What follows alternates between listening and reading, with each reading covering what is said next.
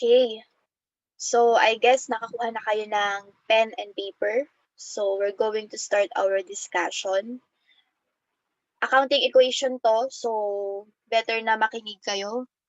Dahil pag meron tayong nalaktawan at hindi nyo napakinggan, maliligaw na kayo ng landas on the next chapters. Okay? So, our topic for today is chapter 7, accounting equation. And yun nga, at the end of this lesson, we should be able to define assets, liabilities, and owner's equity. And then we should appreciate the value of their money in solving business transactions and apply the concept of accounting equation in their day-to-day transactions.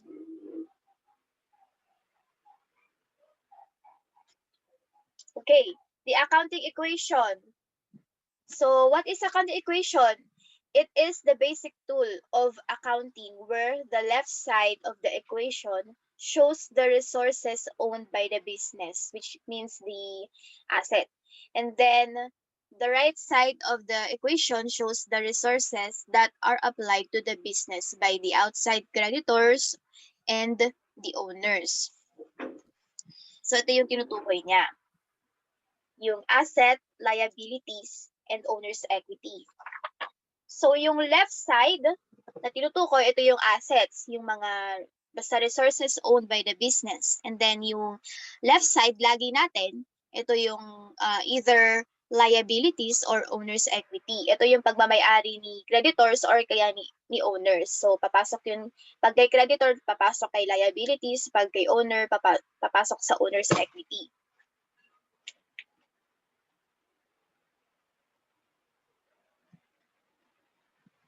Yan. So what is assets? Assets, these are the resources that the entity owns in order to derive some future benefits. Yan. So ito yung mga pagmamay-ari ni business na yan, in the future, yan, may benefits in the future. So yon. These are used by the company in its normal operations. Okay. So ngayon, may question ako. Yung bahay ba ay asset or expense or liability? Type lang kayo sa chat box. Yung bahay ba, pag bumili ba kayo ng bahay at lupa, o kaya bahay lang, ano ba yon? Asset ba yon? Or expense? Or liabilities?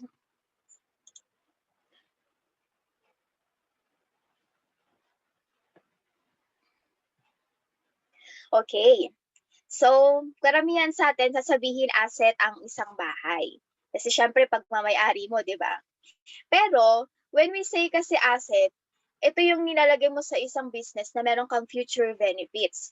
So, for example, masasabi mo lang na asset ang isang bahay kung ang business mo ay katulad ng Camellia Homes. Yung alam mong may kikitain ka in the future. Ayun. So, yung bahay, masasabi mong asset, depende dun sa nature ng business mo. So, kung ano ka lang, kunyari ikaw lang, tao ka lang, ganyan. Tapos, may bahay ka or nakikitira ka sa isang bahay, actually, hindi mo pa rin siya masasabi na assets. Ganun. Kasi wala pa naman siyang future benefits. Ayun yung mga pinagtatalunan dati ng mga tao. Pero more likely talaga asset yun. Ayan. Basta someday magka-categorize nyo rin naman siya ng mas maayos. Ganun. So, these are used by the company in its normal operations. Ayun, kunyari may bahay ka, tapos may business ka, sole yung business mo, di ba? Yung business na yon hindi na asset yung bahay mo. Kasi personal ano mo yun eh, parang kumbaga personal property mo yun. Di ba meron tayong accounting concept na isi-separate natin kung ano yung kung ano yung transactions ni business sa personal mo, hindi yun kasama. So as a business, kunyari sole yung business mo, tapos yung business mo nasa bahay, hindi asset ni business yung bahay mo. Kumbaga, maglalagay ka na lang ng entry doon na kunwari nakikirent ka. Parang ano na lang din, parang basta ilagay mo na lang din, basta ma-separate mo yung personal property mo doon sa business mo. Okay, na medyo nagigets ba? So when we say naman liabilities, claims of the external parties from the entity.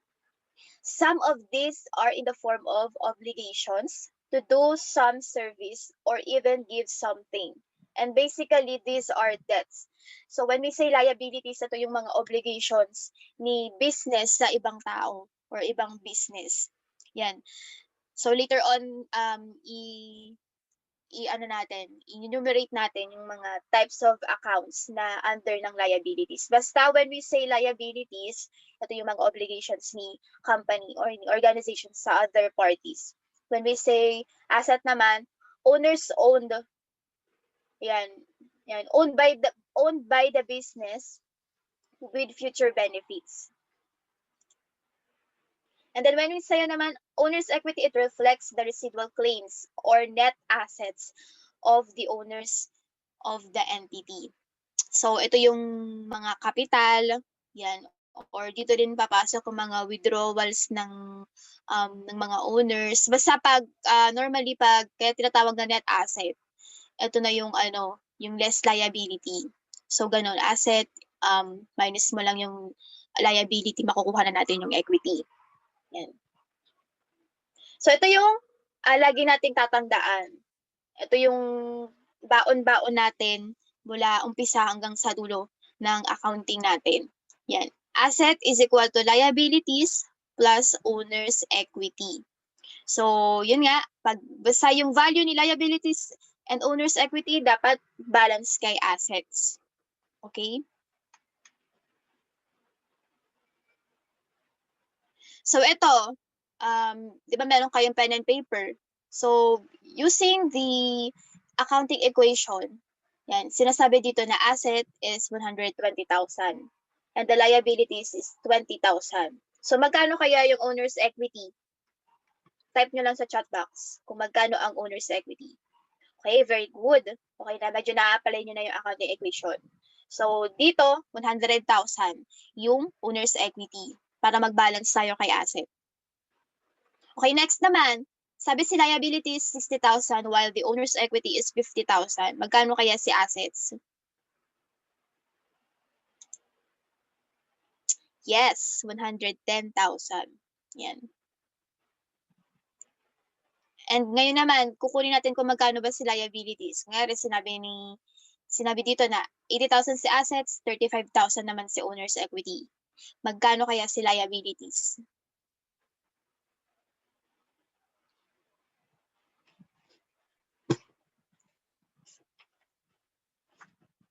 Okay, 45,000, correct. Ito naman, medyo malaki na. Si assets, 625,037 while the liabilities, 208,400. Magkano kaya si owner's equity?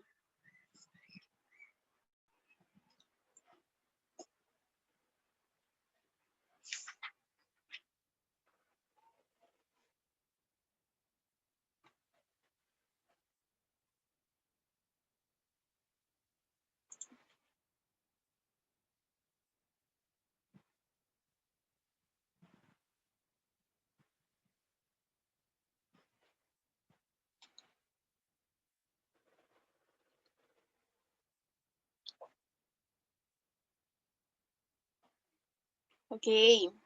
Correct. 416,637.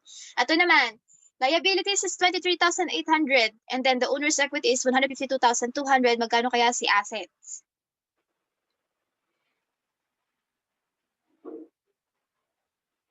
Yeah, 176,000. Okay, basta lagi lang ganun. Okay?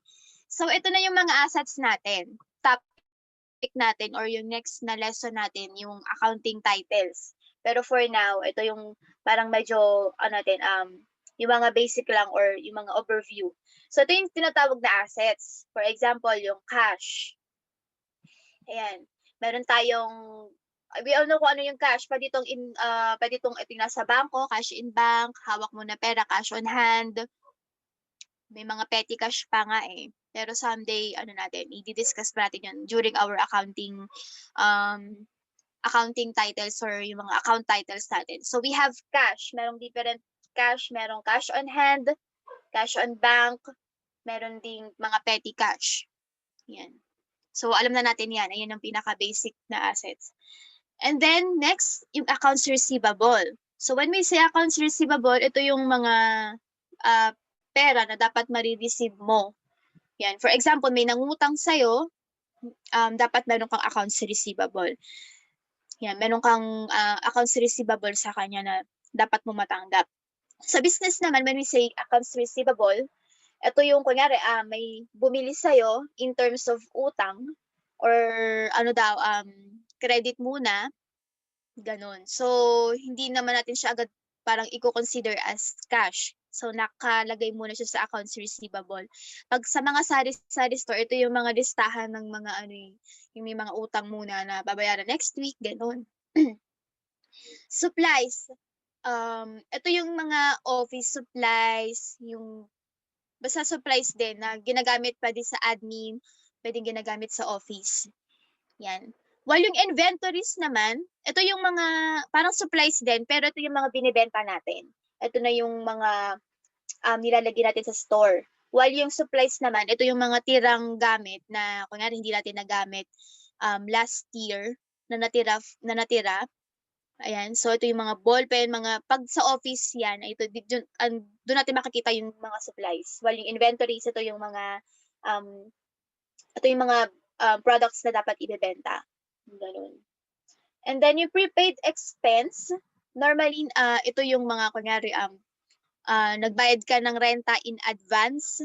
Ayan, kunyari syempre 'di ba minsan required na 3 months advance kang magbabayad sa renta.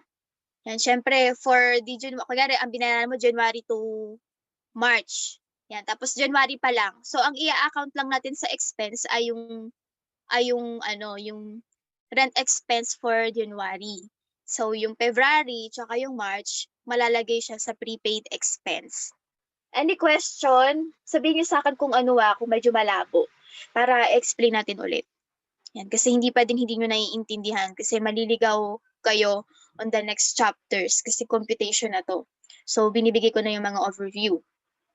Yan, so when we say naman yung equipment, land, and building, furniture, and fixture, under naman to ni non-current asset. So, yun nasa taas, yung cash, accounts receivable, supplies, yung prepaid expense, yung inventories, normally nasa current assets.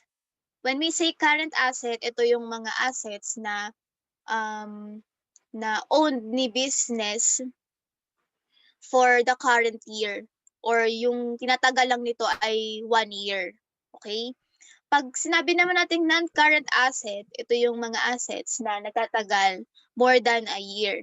Kaya yung equipment, land and building, yung furniture and fixture, considered siya as non-current asset or yung tinatawag din na fixed asset. So maraming terms doon. So kailangan nyo maging familiar. Yan. So pag nagawa tayo ng financial statement, makikita natin doon yung current asset. Sa equipment, yan, land and building, furniture and fixtures, ito yung mga assets na dinidepreciate natin. So meron tayong, 'di ba doon sa accounting concept, meron tayong concept na depreciation. So yun, ito yung mga hinahati-hati natin yung value for the specific lifespan ni economic lifespan ni equipment or ni non-current asset. Yun. Tapos kung ano lang yung year, kunyari for this year, yun lang yung i-account natin na value ni equipment. So later on ko-compute natin. Babawasan natin yung buhay ni mga non-current asset. Okay? So next naman yung liabilities natin. So ito yung mga utang natin sa ibang company. Kumbaga ito yung pagmamay-ari ni ibang company sa atin. So we have the accounts payable. So for example, kailangan mo ng raw materials pero wala ka pang pera ngayon. Or normally kasi pag sa malalaking business, credit kasi yan lagi. So, kukuha ka muna ng raw materials or nag-order ka na in advance. And then, siguro babayaran mo na lang siya next 30 days or next 10 days. Ayan, so we have the accounts payable. So, meron ka ng raw materials, hindi mo muna binabayaran. So, meron kang accounts payable. And then loans payable, syempre, ito yung mga loans na dapat nating bayaran. Kunyari, nangutang tayo ng pera. Yan, so papasok yun dito sa loans payable. And then the unearned revenue. Yan, so when we say naman unearned revenue, for example, may mga customer tayo na nagbayad sa atin in advance. Yan, kunyari, ano ba? Kunyari, nasa construction tayo. Tapos, di ba, ang construction tumatagal ng ilang taon or siguro ilang months. Ayan. So, 'di ba ang mga customer natin nagbabayad in advance lagi. Pero hindi pa naman natin nagagawa yung service natin. Kunyari na construction, nagbayad in advance si customer or yung client natin. Kasi 'di ba normally ganun yung kontrata, 'di ba? Eh hindi pa natin na-perform yung construction. So papasok yun dito. Liabilities natin yun kasi we have to perform the service bago natin siya um, i-consider as our revenue. Yun. So, unearned revenue. Kaya tinatawag siya na unearned revenue. Kasi di pa natin na-earn dahil di pa natin nagigets ba? Yan. So, pasok yun sa liabilities. Yung nagbayad ng advance si customer, hindi na natin agad i-consider yun as revenue. Hanggat hindi natin na-perform yung duty natin or yung obligations natin doon sa customer. Okay? So sa owner's equity naman, ito naman yung pagmamay-ari ni owner dun sa business. So we have the revenues. Yung revenues or sales, ayan yun, yung profit, yung income, dito yun papasok. Yan, yung sa revenues. Pag sabi kasi natin revenues, ito ata yung mga service na business. Yan, pag sales naman, ginagamit natin yung word na sales pag pag mga merchandising, manufacturing. Ganun. Same with income. Ayun yung pinagkakaiba nila. Pag revenues, pag service. Pag sales or income, ito na yung mga manufacturing or merchandising. Yan. Ulitin ko, basta pag revenues, ito yung mga sales, ay yung mga services, ha? And then, sa owner's equity, dito natin makikita yung mga expenses. Yan. So, ano ba yung mga expenses? Iba-iba din yung expenses. Pwede yung mga supplies expenses, rent expenses. Yan. Ano pa ba? Meron ding different types na expenses. For example, yung mga operating expenses, yung mga general and administrative expenses. When we say operating expenses, ito yung mga expenses na ginamit natin directly to the materials. While yung general or administrative expenses, ito yung pang-office lang. Kasi inihiwalay natin yun. Yan. So, doon papasok yung mga categorization. And then yung capital, ito na yung ininvest ni owner doon sa business para makapagpatayo siya ng business. And then yung withdrawal or drawing, for example, kailangan ng pera ni owners for personal use, i-consider natin yan as withdrawal. Mag-withdraw muna si owners ng partial nung capital niya. Okay? The accounting equation is presented through financial statement called balance sheet or statement of financial position. And so yung accounting equation, yung asset, liabilities, and equity, nakikita natin siya sa balance sheet or yung statement of financial position. Yan.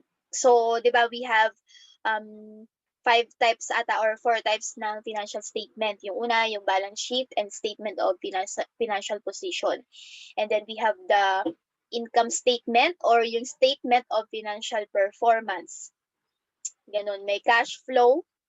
Yan, changes in owner's equity din. Ganon. And then yung mga notes.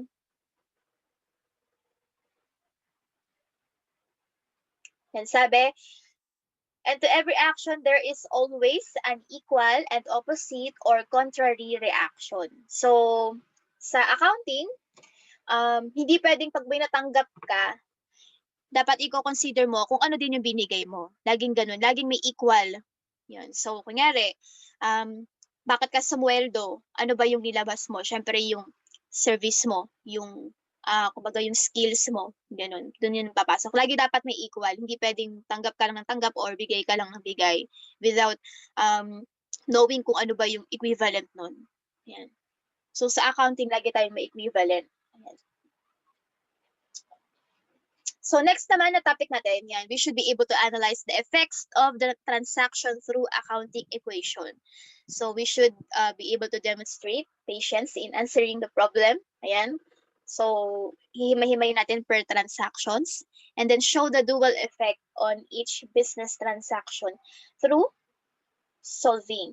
Yan. So, how do transactions affect the accounting equation? So, ngayon, sa accounting equation muna tayo.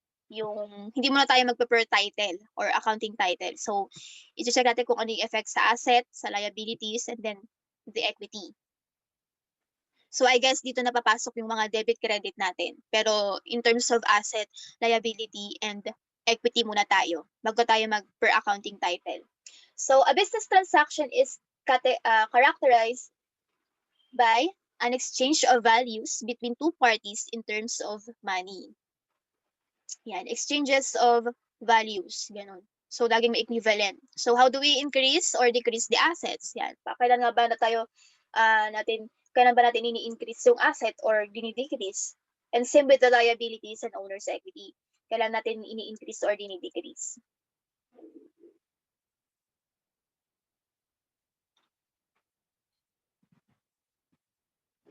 Okay, items that increase the assets. So yun, ito yung mga investment or capital. So paano nga ba yun? Kunyari nag-invest si owner sa business, 100,000 nag-invest siya. So, ngayon, ang nagiging magde-debit credit na tayo ha. Ang magiging debit natin doon, yung debit, ito yung lagi nating nare-receive, while yung credit, ito yung lagi nating nilalabas or yung sinasacrifice natin para makuha natin yung debit, yung value ng debit natin. Okay? Let me know kung medyo malabo ha. Pwede kayong on ng mic nyo para i-repeat ko. Yan. Sa ano naman to, ina-upload ko rin naman na to sa sa Quiver. Ayan. So when we say, kaya nag-invest si owner sa business, naka-receive ng cash. Kasi syempre, pwede rin naman siyang in terms of equipment, pwede rin naman in terms of mga supplies, depende rin naman kay, kay investor or dun sa owner. Kunyari, nag-invest si business. So, tataas yung asset. Ano bang in-invest na pwedeng cash? So, tataas yung value ng cash natin. Yan, debit cash. Tapos, i-credit natin si capital. Ayun, kasi nagkaroon siya ng capital. Ayun yung equivalent niya. Or pwede rin naman nag-invest si owner ng equipment. So, i-debit natin si equipment. And then, yung credit natin ay si capital ulit. Okay? Yun. So, ito yung mga pwedeng mag-increase kay asset. Yan, additional investment din. Yan. So yung una, 'di ba, kunyari ito yung initial investment. Yung next naman yung additional investment. Kunyari nag-operate na ng maayos si business, tapos next year gusto nyo pang palakihin yung operation, pwede pang magkaroon ng additional investment si business. Ganon din yung yung transactions nun or yung journal entries nun. So, yung debit natin, yung investment, or yung tapos yung credit naman natin ay yung capital. Okay? So, we have the acquisition of value by the business. So, ito yung kunyari, bibili si business ng equipment, bibili si business ng mga pang-inventories niya or ng mga supplies niya. So, lagi dito, kunyari, pag nag-acquire tayo ng mga values, syempre meron din tayong nilalabas. Maaaring pwede rin siyang in terms of accounts payable or cash. Okay? So, kunyari, ang transaction muna natin ay accounts payable. Nangutang muna si business sa isang supplier, papataasin daw yung yung equipment. So nag-order si business ng equipment sa ibang business. So ang debit natin syempre yung equipment. Yan. And then yung cash yung yung credit natin, syempre nangutang siya, so accounts payable. Yun. Okay? Nagagets ba? So yun, lagi siyang yung debit natin, pwede equipment. And then yung credit natin, accounts payable. Okay? Kaya nag-i-increase yung yung asset. So ngayon naman, kunyari, bigyan ko kayo ng transaction, i-type nyo lang sa chat box ha, or pwede kayong mag-on ng mic. Okay. Ganito naman, how if nag-acquire naman si business ng equipment via cash? Yan, nagbayad siya ng cash para makapag-acquire ng isang equipment. Magi-increase ba si asset? Yes or no? Ang transaction natin, bumili si business ng equipment via cash, through cash. Magi-increase ba ang asset? Yes or no?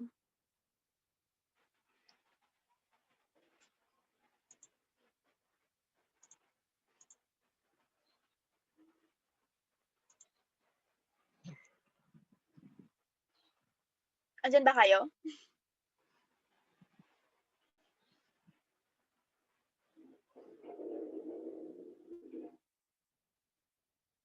Guys?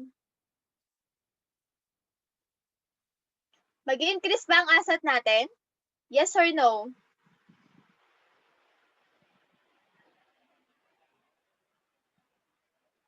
Okay? Nag-acquire si business ng equipment via cash. Magi-increase ba ang asset? Yes or no?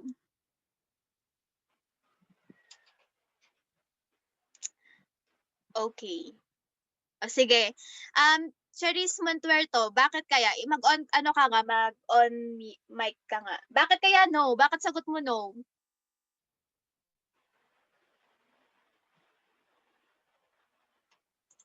Pwede kayo mag-on mic. Paulit po ng... Ayun, nag-acquire si business ng equipment via cash. Magi-increase ba yung asset natin? Yes or no?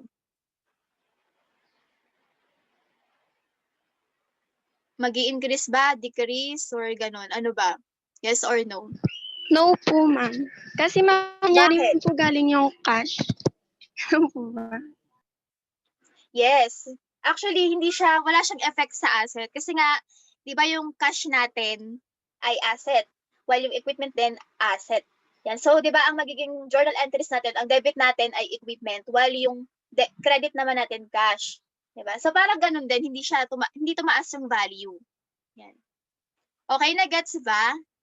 Nag-gets na ba yung yung logic nung kung ano yung makakapag-increase sa asset?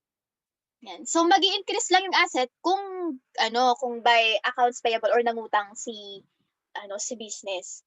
Yan. Pero pag via cash naman din, wala naman siyang effect dun sa pag-increase ng asset. Okay, na-gets ba yung logic?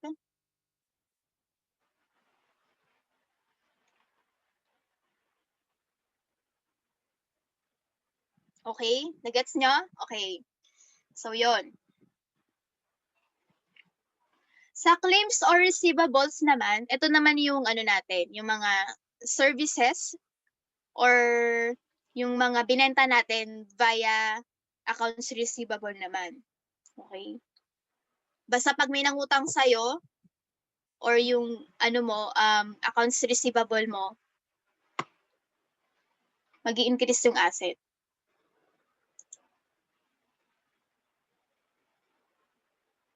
Yan. Ito naman yung nakaka-decrease din naman kay asset. Ayan, kagaya niyan yung kanina, payment of cash. Nag-decrease yung value ng asset natin kasi nagbayad tayo ng cash. Or nag-withdrawal ng assets. Yan, syempre mababawasan yung value ng assets natin. And then yung mga sale of assets. Ayan.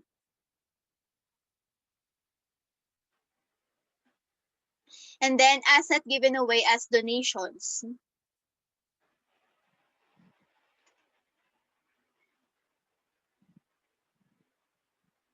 So ito naman yung mga nakakapagpa-increase kay liabilities.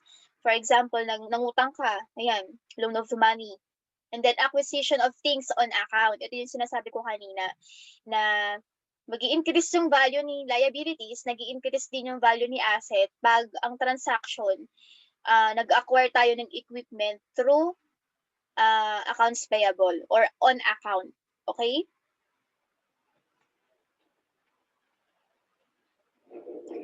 Yan. Also, ito naman nakakapag-decrease naman kay liabilities. Payment of accounts. For example, nabayaran mo na yung utang mo.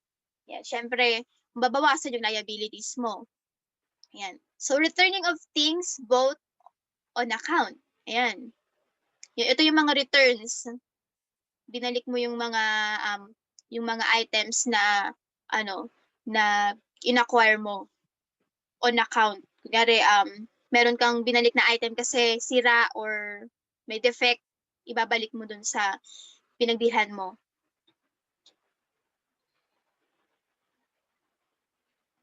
Okay, yung pag-i-increase naman kay owner's equity, yung original capital. Syempre, bago ka mag-start ng business, kailangan muna natin ng capital. And then yung additional capital for, kunyari, the next year, gusto nyong palakihin yung business, additional investment. And then yung income. Ayan, yung income papasok dito sa owner's equity. And then ito naman yung mga ka-decrease kay equity, yung expenses. Yan. Yung withdrawals din. Yan. Tingnan may kailangan ng pera ni business, ay ni owner. Yan, for personal use. Yan, papasok yung withdrawals. And then yung mga loss. Yan, pagkalugi. Yan. So, let's go na to the effects of transactions. Yan. Here are the common effects. Yan, normally ito yung mga natin, mga may encounter nating transactions. Increase in assets means increase in owner's equity. Yan. Ito yung sinasabi natin na nag-invest si owners. So, maaring through cash. So, nag-increase yung cash natin or yung asset natin, and then mag-i-increase din yung value ng owner's equity natin. So, pag dinebit credit natin siya, debit cash, tapos credit naman yung owner's equity. Okay, nagets ba? So, normally, pag nasa credit yung owner's equity, meaning magtataas yung value ni owner's equity. Pag sa asset naman, ang asset kasi lagi itong debit. So, pag nasa debit naman si asset, tataas din yung value ni asset. Yan, pag nasa debit siya. Okay? Pag ang asset naman nasa credit,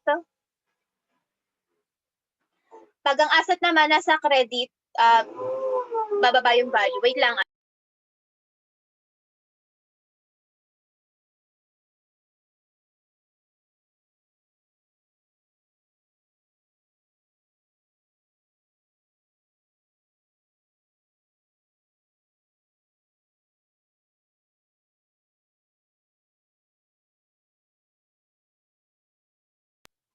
Okay. So, yun. Nagigets ba? Yung increase in assets, yan, for example, yung cash, nag-invest ng cash si owners. So, tataas yung value ng cash natin, tataas din yung value ng owner's equity. So, ang asset natin naging debit, yung owner's equity na para mag-increase, yung owner's equity naman natin, credit siya para mag-increase. Pag ang owner's equity natin na debit, decrease naman yun sa owner's equity. So, nagigets ba? Yun, ipapaliwanag naman natin siya sa mga next na chapters. So, ito naman yung another transaction. Yan, increase in asset means increase din in liability. So, yun nga, kunyari nag-acquire ka ng asset through accounts payable or on account. Ayan. So, tataas yung value ni asset, tataas din yung value ni liabilities. So, increase in form of assets means decrease in another form of assets. Ito yon, yung sinasabi ko kanina na kunyari bumili ka ng equipment through cash, so merong increase ng asset, yan asset, yan, yung cash naman. Okay? Laging may partner. So dapat malaman mo lang kung ano yung account title or kung anong part siya ng accounting equation.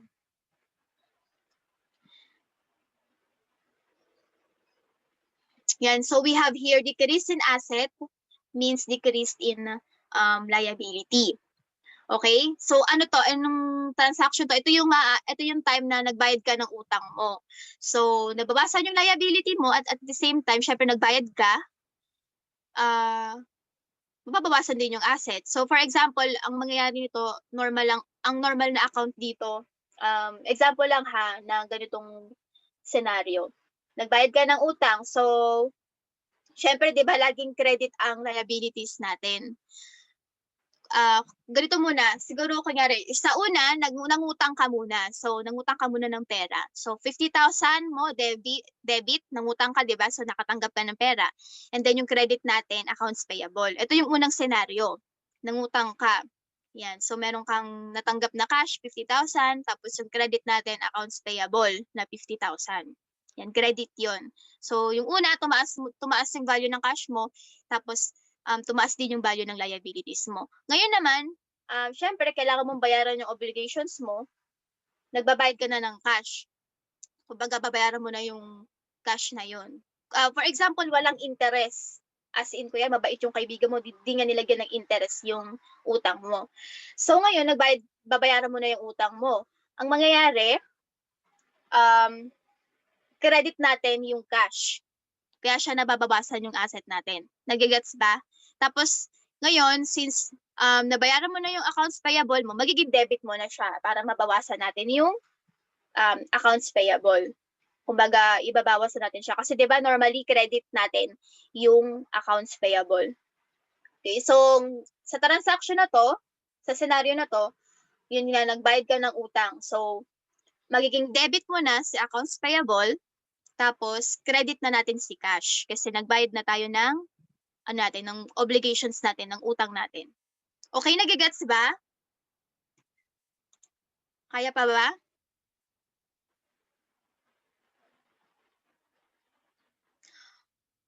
Okay, next. Ito naman, yung decrease in assets means decrease in owner's equity. So, ito yung scenario na nagwi-withdraw si owners ng partial ng kanyang capital. Yan, ito yung mga withdrawals. For example, pwede siyang in the form of cash or pwede rin naman siyang in the form of inventories or shares. Pwedeng ganon. Depende sa pangailangan ni owner. So, for example muna tayo, basic, kailangan ng cash ni owner. Ayan. So, nag-withdraw muna siya ng 100,000. So, syempre, naglabas si business ng cash, magiging credit natin si cash. So, na-decrease yung asset natin. While yung owner's equity, na madi-decrease din kasi nabawasan yung capital ni owner. So, ang journal entries natin for that, na siya, magiging credit yung cash, tapos debit na natin yung owner's equity. Ganon. Kasi, 'di ba normally pag owner's equity laging credit para tumaas yung value. Okay, nagigets ba? Sabihin niyo sa akin kung medyo malabo. So, let's practice. Ayan. Okay. Ngayon, sa first transaction, investment of assets.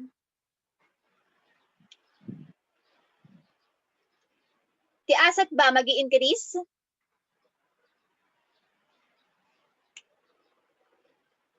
Tatawag ako isa.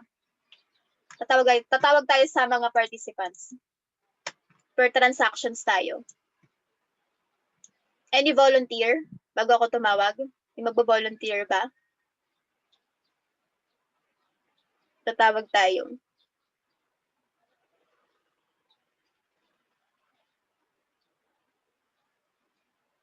Okay, so for investment of asset, kay Rowell Ting, pwedeng mag-on mic. Hello po, ma'am. Yan, yes. So, sa first transaction natin, investment of asset, sabihin mo lang kung ano yung mga kung mag-i-increase ba yung asset liabilities and owner's Okay equity. po. Yung investment of assets, yung assets niya po tataas po.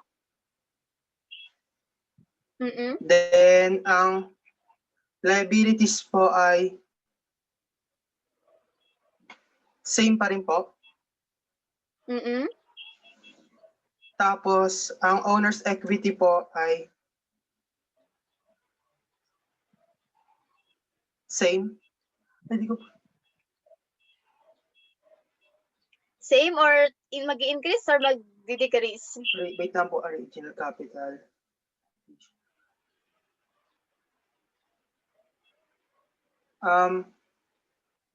Owner's equity. Increase po.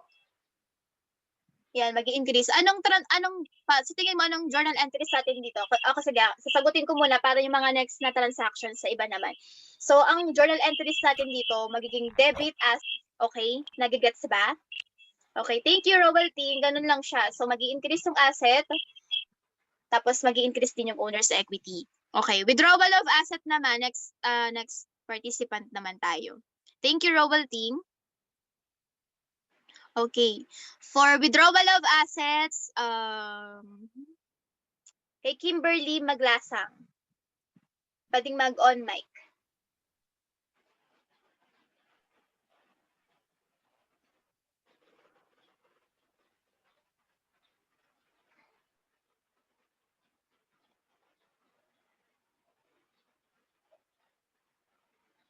Oh, nawala. Okay, so Kimberly, sasabihin mo lang kung nag-increase ba yung asset, yung liabilities, and then yung owner's equity. Ang transactions natin, withdrawal of assets.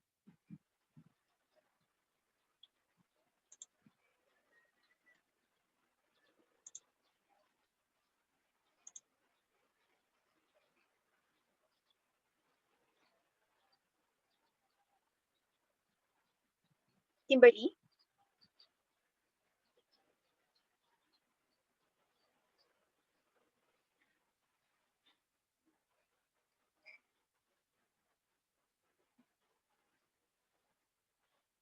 Okay, next na lang tayo.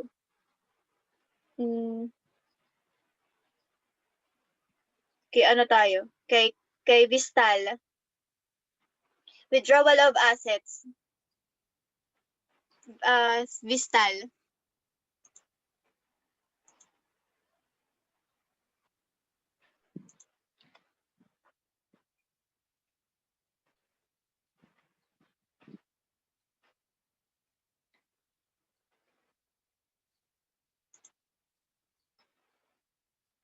Hello?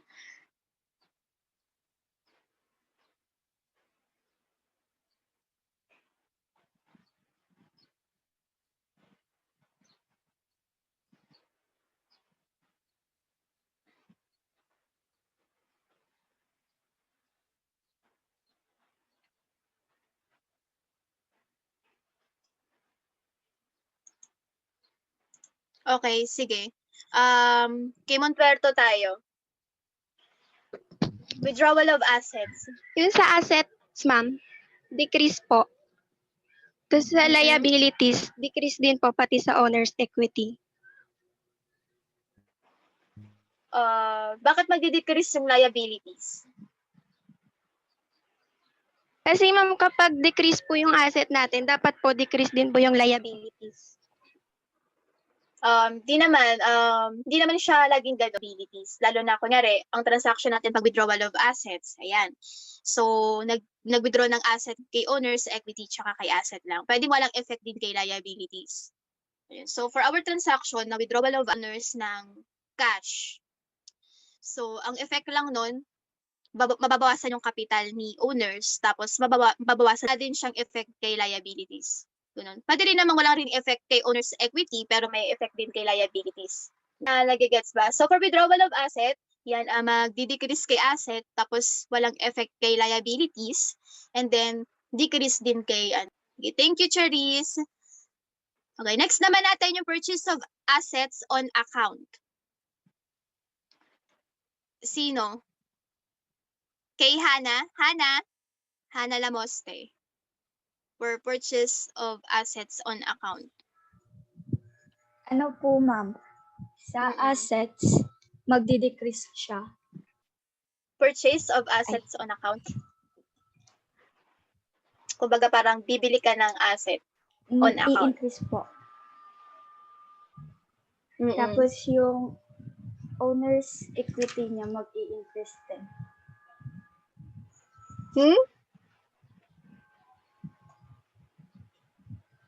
Yung owner's equity niya po.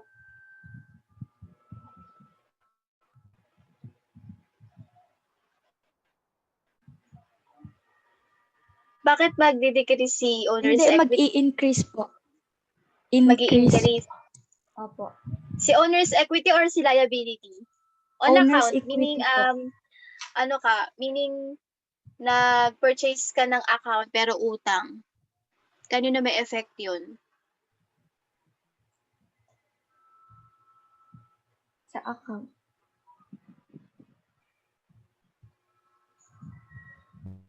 Magi-increase si asset.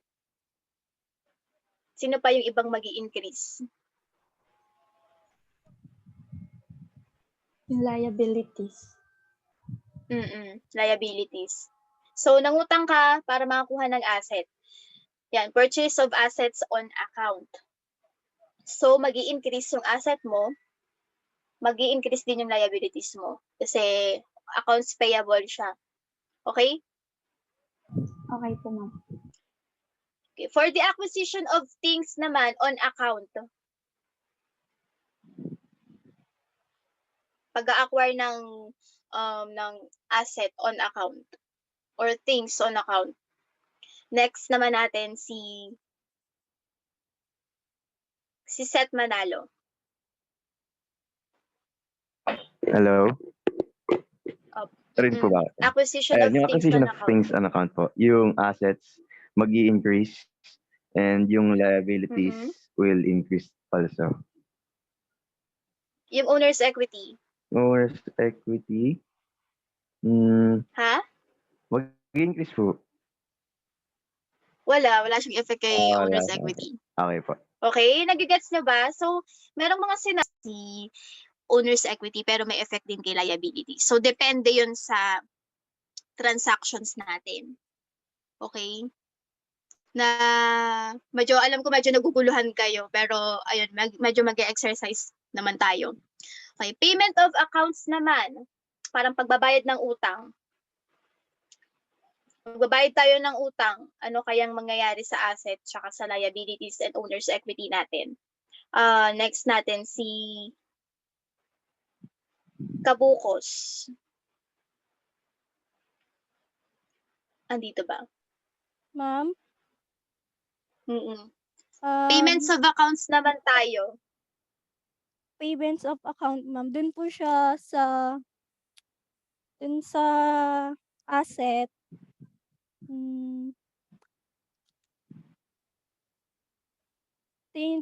Decrease, ma'am.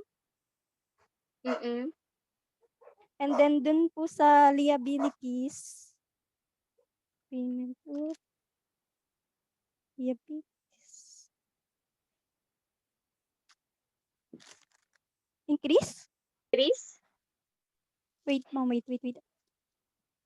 Pag payment of accounts, parang magbabayad tayo ng Liabilities. utang. Okay, wait. Babayad ng utang. Decrease. Think. Yes, decrease. Pagbabayad ng utang, syempre, ma'am, decrease? Sa liabilities. Oo, sa liabilities, tama siya, decrease.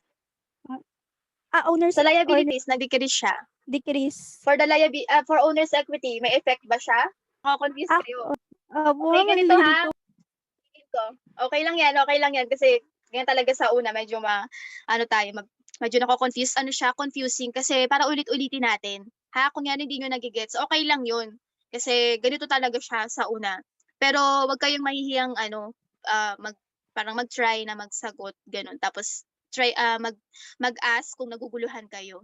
And kung paano nalalaman kung no effect. Okay? Ganito. 'Di ba? Kanina ini-enumerate natin yung mga types of asset ng liabilities and owner's equity. So unahin natin ulit sa umpisa. So investments of asset. When we say nag-invest ka ng asset, 'di ba? Laging dalawa yung transaction 'yan. For example, magiging specific tayo, nag-invest si owner ng cash. So sa asset natin, 'di ba, si business, syempre nag-invest tayo ng cash eh. Naka-receive tayo ng cash, yung business. Naka-receive si business ng cash. Ayan. So ano ba yung partner lagi nun? Syempre nag-increase yung cash natin, debit yon, debit. Mag-ano nga tayo, mag-whiteboard tayo.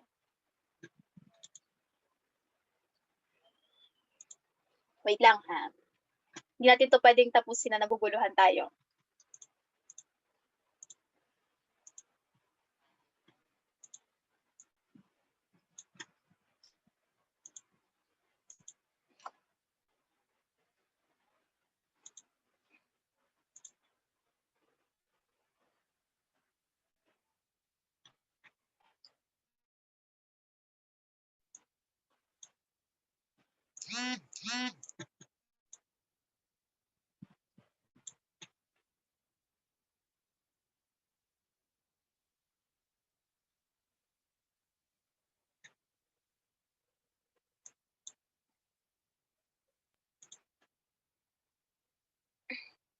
Okay.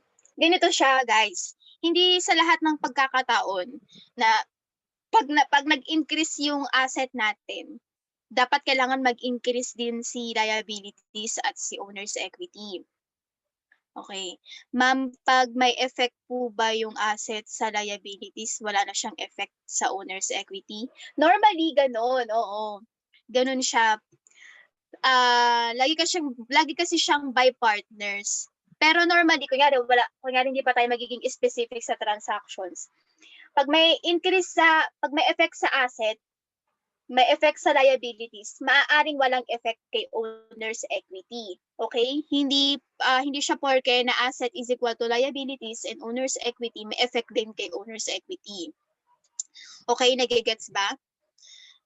Or else, pwede din namang may effect kay asset, tapos may effect kay owner's equity, lalo na kunyari kung in terms of withdrawals or in terms of investment, may effect kay asset, may effect din kay owner's equity, pero walang effect kay liabilities. Okay, let's go back to the definition of asset, liabilities, and owner's equity. So when we say asset, ito yung properties owned by the business. So, pwede itong cash, yung accounts receivable, yung mga inventories, mga supply. Basta anything na makakapag-add value doon sa business. So, anything na may value na nakakapagbigay ng income, ng benefit sa isang business, asset natin yon. Okay? When we say liabilities naman, ito yung pagmamayari ng ibang business or ibang parties sa business natin in terms of accounts payable. Syempre, meron tayong mga obligations na kailangan nating bayaran from the other business. So, parang to think na merong pagmamayari yung ibang business sa business natin kasi meron tayong obligations sa kanila na dapat nating bayaran. So, for example, nangutang tayo, we have the accounts payable o kaya pag sa bangko naman nangutang tayo, loans payable. Yan, mga payables natin yon. Kaya siya payables kasi kailangan nating bayaran. Papasok yun sa liabilities. Okay? When we say naman owner's equity, ito yung mga pagmamayari naman ni owners. Kaya tinawag siyang owner's equity. Ito naman yung mga kapital ni owner's equity. So when we say capital, ito yung nakakapagpa-increase kay equity. Pag withdrawals naman, syempre,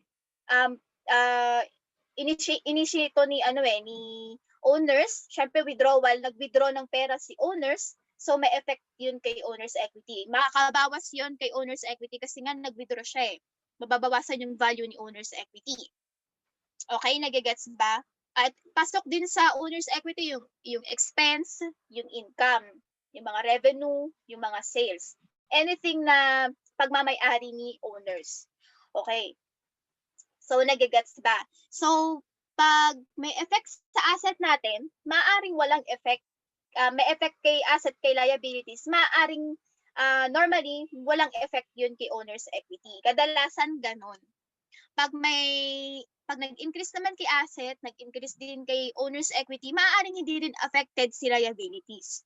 So, depende doon sa transaction natin. Okay?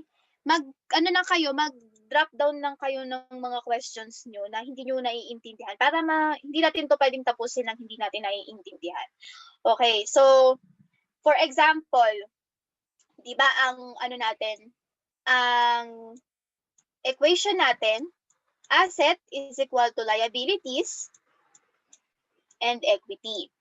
Yan. Di ba kanina nagsagot-sagot pa tayo? Kunyari 80 yung value ni asset. Yan. Tapos 20 si liabilities.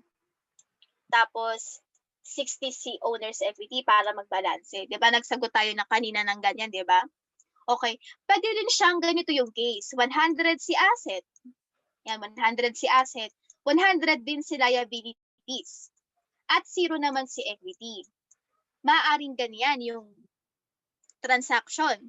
Pwede rin namang 60 si asset. Tapos si liabilities naman ay sabihin natin 0, walang effect. plus 60. Yan, para magbalance. Okay, may mga ganyang senaryo. Maaaring nag-increase kay asset pero walang effect naman kay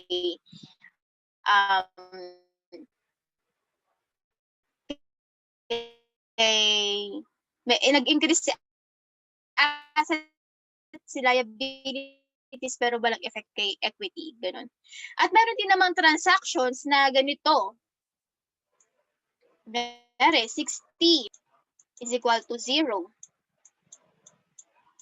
At 0.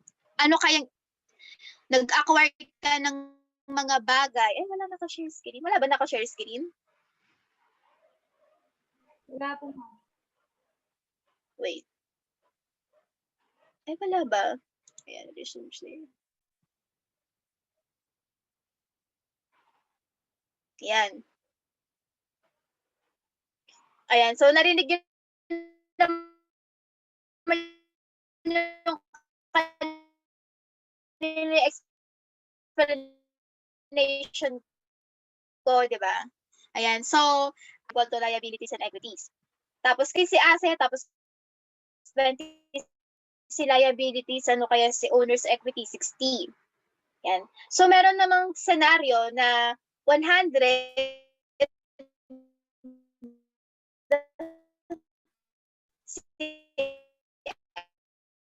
asset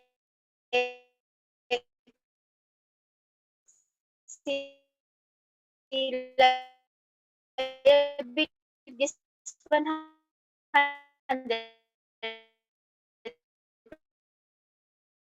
pwedeng 0.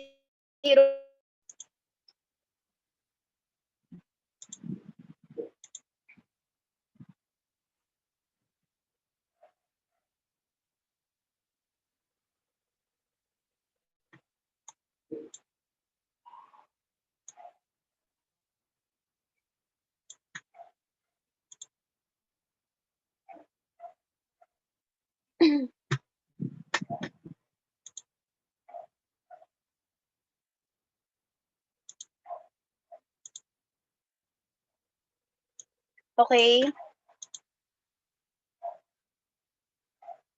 So, yun. Pag may questions kayo, yung mga bagay na naguguluhan kayo, yan. Ako din, stable din yung internet ko. Pwede kayong magtanong, okay, wag yung ayokong tapusin natin tong araw na to na malabo sa inyo. Kasi mahihirapan tayo sa mga next. Kasi magsasolve na tayo ng transactions. Okay? Lalo na pag natapos na natin yung account titles, mahihirapan kayo. Kasi kumbaga ito na yung pinaka-foundation natin. Okay? So, let's go back. Ito yung, yung equation natin. Asset is equal to liabilities plus equity. Okay. So, kunyari mag-i-start tayo ng business. Mag-i-start tayo ng business. Natin.